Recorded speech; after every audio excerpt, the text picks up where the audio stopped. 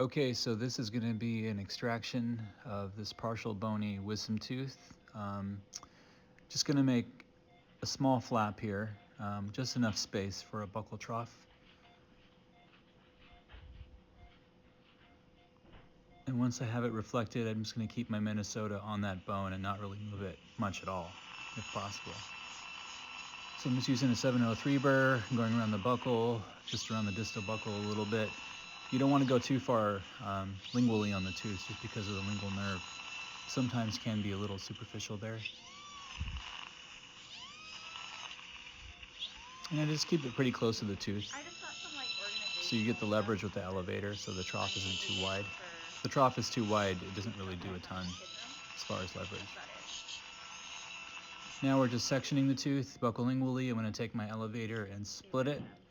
And I just basically get that distal root out first. Creates a little space for the mesial root. No. Awful, I'm sorry. Grab my rongeurs, grab the tooth. There it is. Now I'm going to work on the mesial root. It's actually stuck.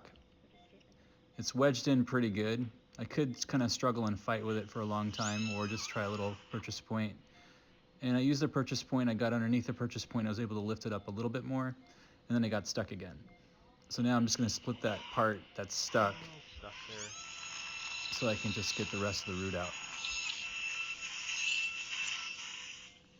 I'm going to split that now, take out that wedged in piece that was preventing it from being elevated out.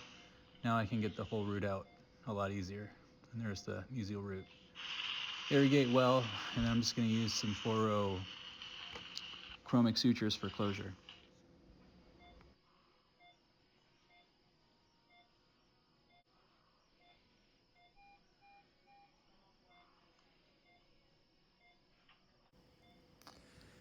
Now, if you like these videos, and I have obviously hundreds of these kinds of videos, go ahead and give me a like and follow and share them on. Thanks.